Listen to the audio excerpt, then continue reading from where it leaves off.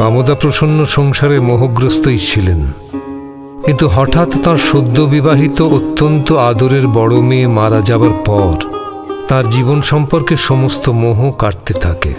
তার মনে হতে শুরু করে এই জীবনের কোনো মানে নেই।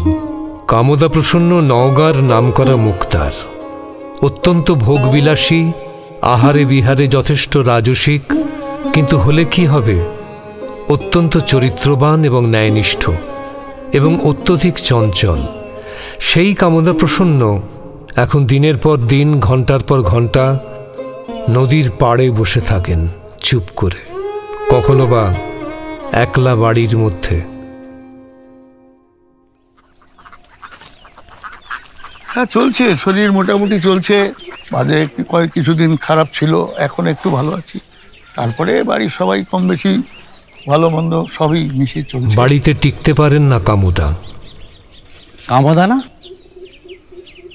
হ্যাঁ তো, কামদা। কি চেহারা হয়েছে ওর? পরিচিত কাউকে দেখলেই সরে যান। মুখোমুখি হওয়ার ভয়ে চলে গেল।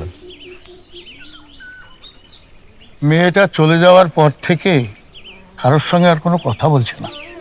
চলো ওর বাড়ি একদিন যাই। হ্যাঁ চলো, একদিন যাই। কাল তো সদরে যাচ্ছি, 2-4 দিন দেরি হবে, তারপরে এসেই আমরা যাব। তাই ভালো। এইরকমই একদিন হাঁটতে হাঁটতে কামদা প্রসন্ন নওগাঁর ভারত সেবাশ্রম সঙ্গে এসে পড়েন। তখন গুরু বন্দনা চলছে। ভারত সেবাশ্রম।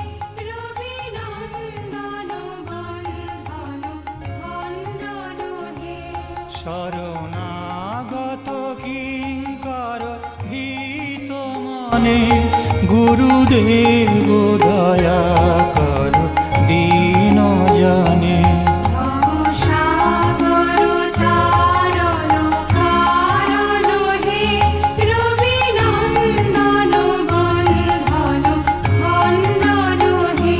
জয় সদ্গুরু ঈশ্বর প্রাপক হে ভবরোগ বিকার বিনাশক হে। মন যেন রাহে তব শ্রীচরণে গুরুদেব দয়া কর দীন জনে।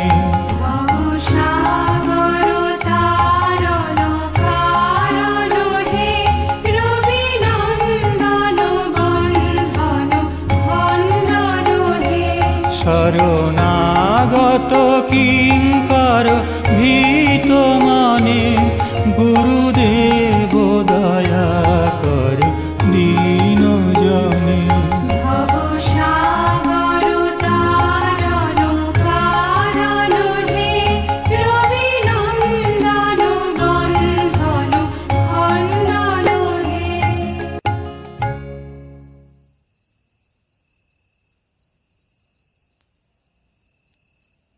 একটু দাঁড়ান, ইনি কে? ইনি হচ্ছে আমাদের গুরু মহারাজ পরমানন্দ স্বামীজি। আচ্ছা, আমি কি এখানে আসতে পারি? এখানে সকলেই আসতে পারে, আপনিও আসতে পারেন। শুরু হলো কামদা প্রসন্নের আশ্রমে আসা। প্রতিদিন, একদিনও কামাই নেই, সে যত কাজই থাক না কেন। ও, তোমরা? তোমাকে দেখতে এলাম ভাই, মন মতো বললো চলো যাই। অনেকদিন দেখা হয় না, কথাও হয় না, তাই চলে এলাম। বৈকুণ্ঠ রাজি হয়ে গেল, তাই চলে এলাম। তুমি কি এখন বেরোচ্ছ? হ্যাঁ, তোমরা বরং অন্য সময় এসো। আমি এ সময় বাড়ি থাকি না। মন্মথ, বৈকুণ্ঠ, তোমরা বরং এগো, আমার দেরি হয়ে যাবে। কোথায় যাচ্ছ? আশ্রমে।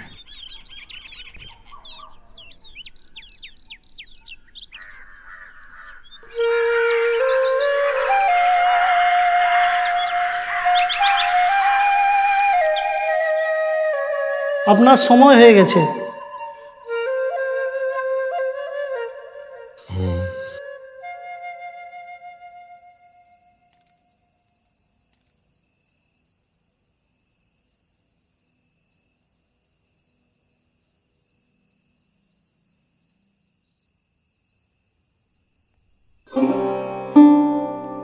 কি নাম তোমার? কামদা প্রসন্ন। তুমি কাল সকাল 8টার সময় আমার কাছে আসবে। মনে রেখো, আমি কিন্তু তোমারই জন্য এসেছি।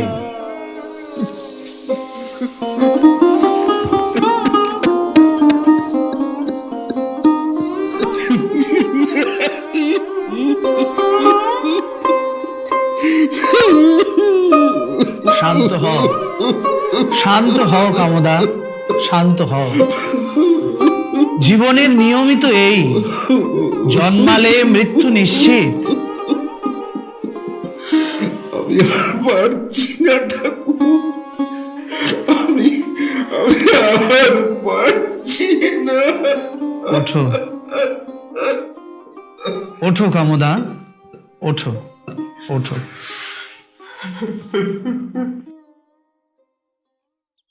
তোমার পক্ষে এমনটা হওয়া স্বাভাবিক। একেই বলে মায়া। মায়াকে এড়িয়ে যাওয়ার উপায় নেই, তাকে পেরিয়ে যেতে হবে। দেখো, যে বীজ মন্ত্র তোমায় আজ দিলাম তা খুব মন দিয়ে জপ করো। তোমার মধ্যে ভালো সংস্কার আছে কামদা।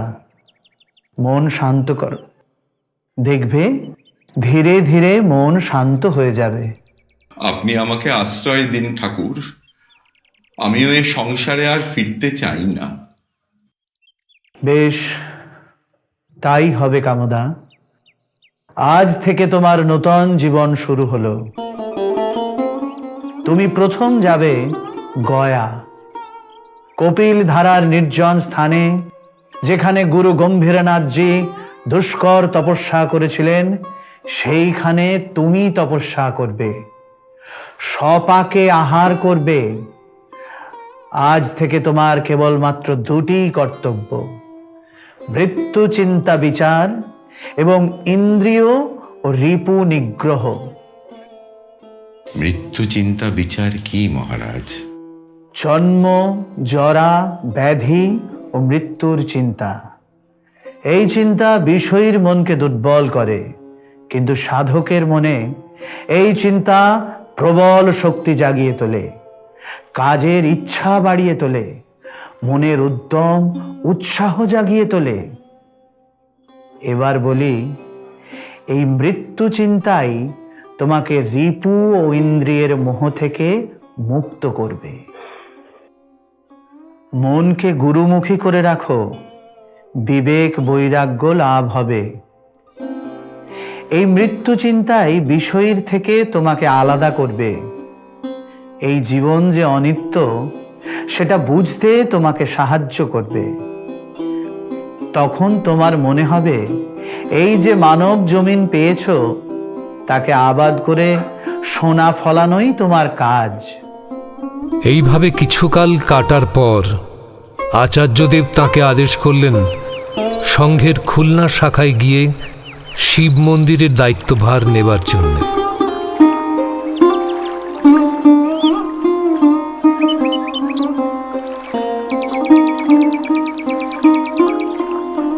কামদা প্রসন্ন কঠোর সাধনা শুরু করলেন। মৌনাবলম্বন, কোটিমাত্র বাস, একবেলা আহার, কিছুদিন পর অন্ন ত্যাগ, সামান্য ফলাহার মাত্র। আচার্যদেব তাঁর কৃচ্ছ সাধন দেখে তার নাম দেন ধ্যানানন্দ। আচার্যদেব আপনাকে স্মরণ করেছেন। আচার্যদেব আপনাকে স্মরণ করেছেন।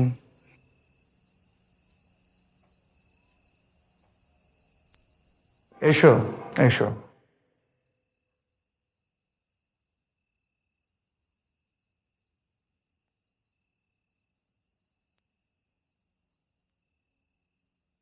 তোমার নিষ্ঠা এবং কৃচ্ছ সাধনে আমি অত্যন্ত সন্তুষ্ট।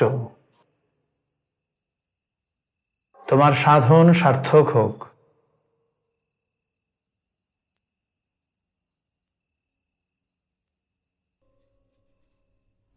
আজ থেকে তোমার নাম হলো ধ্যানানন্দ।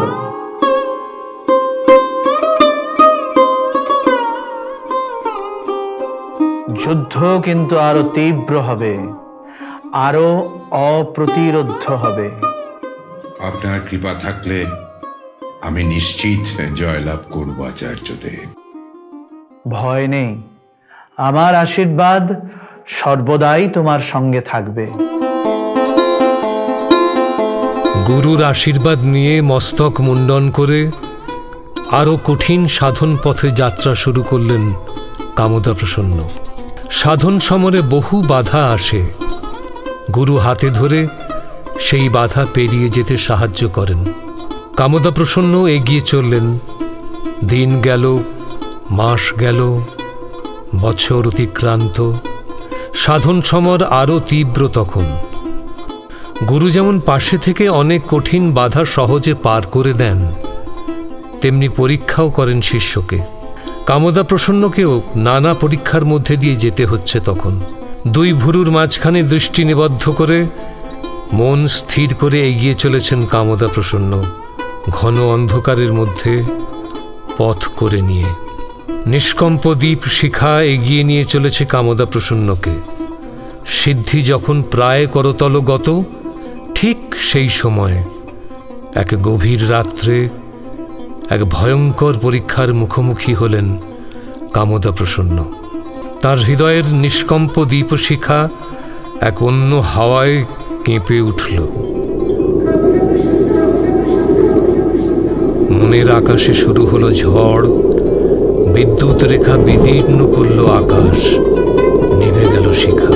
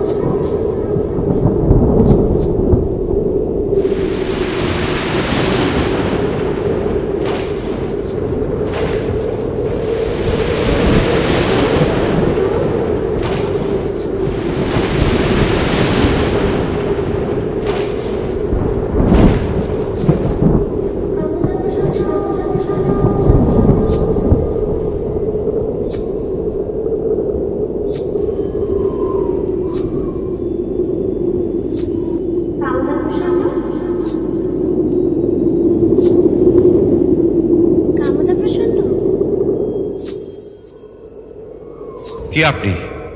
আপনাকে আমি দেখতে পাচ্ছি না। এই তো আমি এখানে, এই তো আমি এইখানে। আমায় চিনতে পারছো কামুদা? কি আপনি? সে কি কামুদা, আমায় চিনতে পারছো না? আমি তোমার কত জন্মের সঙ্গী, কত ভালো লাগার মুহূর্তের সাথী আমি। আমাকে ভালো করে দেখো কামুদা, দু চোখ ভরে দেখো।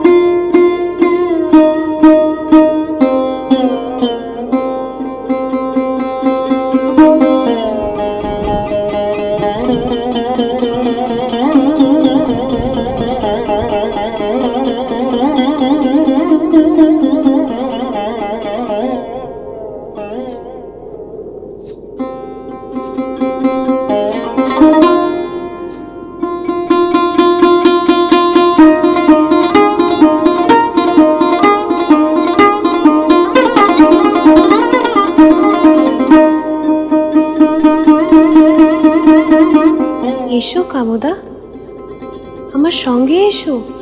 না না, আমি ব্রত ধারণ করে আছি। কিসের ব্রত কামদা?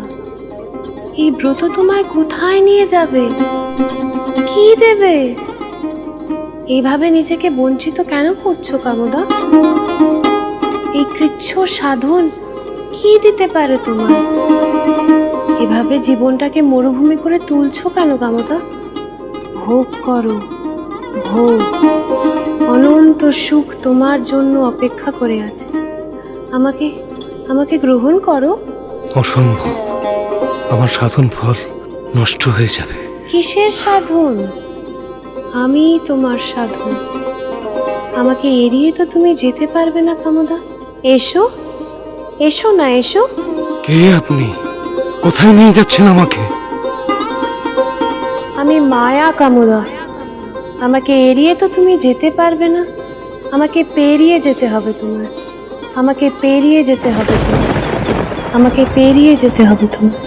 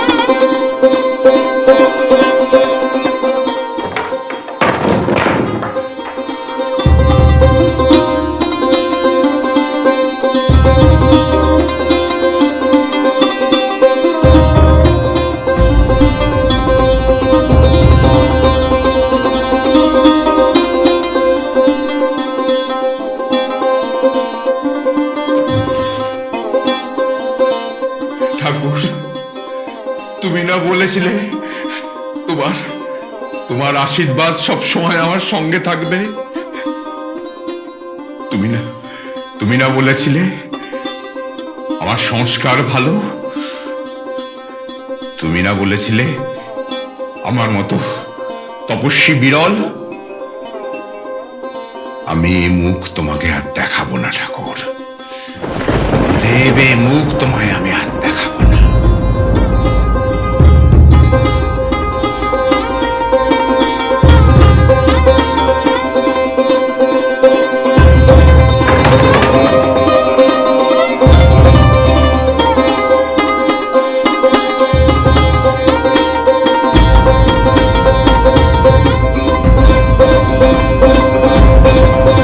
ধ্যানানন্দ, আপনি? খুব আশ্চর্য হলে? কি করছো, কি করছো তুমি ধ্যানানন্দ? না না, আমাকে স্পর্শ করবেন না গুরুদেব। আমি অত্যন্ত অপবিত্র।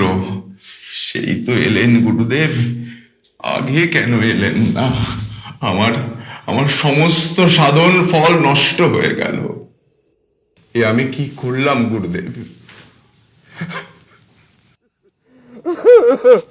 সাধন ফল কখনো নষ্ট হয় না ধ্যানানন্দ। আর সাধন জীবনে এসব বাধা বিঘ্ন আসে, তাই বলে তুমি এই পথ বেছে নেবে? এটা কোনো অস্বাভাবিক ব্যাপার নয় ধ্যানানন্দ। তোমার মতো একজন উচ্চকোটি সাধকের এই হতাশা আসবে কেন? তুমি যার আশ্রয়ে আছো তাকে কি তুমি ভরসা করো না? প্রদীপ নেবার সময় যেমন দপ করে একবার জ্বলে ওঠে, তেমনি সাধকের জীবনেও চরম সিদ্ধির মুহূর্ত পাওয়ার আগে তার জন্ম জন্মান্তরের কামনা বাসনা ভেতর থেকে উঠে আসে, তারপর আর আসে না। তুমিও খুব অল্প দিনের মধ্যেই এই জাগতিক কামনা বাসনা থেকে মুক্তি পাবে। আত্মহত্যার কুচিন্তা তুমি ত্যাগ করো। এই ভুল কখনো তুমি করো না, যেন এই পাপের শাস্তির কোনো শেষ নেই। আমায় ক্ষমা করুন গুরুদেব, আমায় ক্ষমা করুন। ওঠো ওঠো অর্জুন, যুদ্ধ করো।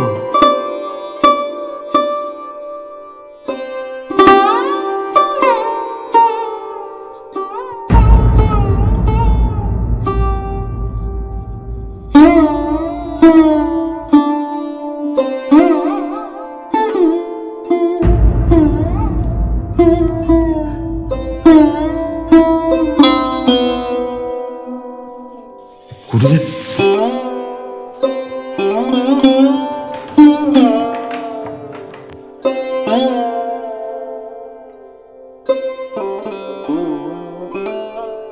মহারাজ মহারাজ, আচার্যদেব এখন কোথায়? তুলসীরা তিনি তো এখন কলকাতায়। তবে অবতার পুরুষরা লীলাদেহ ধারণ করে একই সময় অনেক জায়গায় থাকতে পারেন। ওই বধির যবনিকা তুলিয়া মোরে প্রভু, দেখাও তব চির আলোক লোক। ওই বধির যবনিকা তুলিয়া মোরে প্রভু, দেখাও তব চির আলোক লোক। ওপারে সবই ভালো, কেবল সুখ আলো। এপারে সবই ব্যথা, আধার শোক। বধির যবনিকা তুলিয়া মোরে প্রভু, দেখাও তব চির আলোক লোক। মাঝে দুস্তর কঠিন অন্তর, শ্রান্ত পথিকের বলিছে সর সর। মাঝে দুস্তর কঠিন অন্তর, শ্রান্ত পথিকের বলিছে সর সর। তোর অনুপাদ দেশে পিপাসা তুর এসে, তোর অনুপাদ দেশে পিপাসা তুর এসে।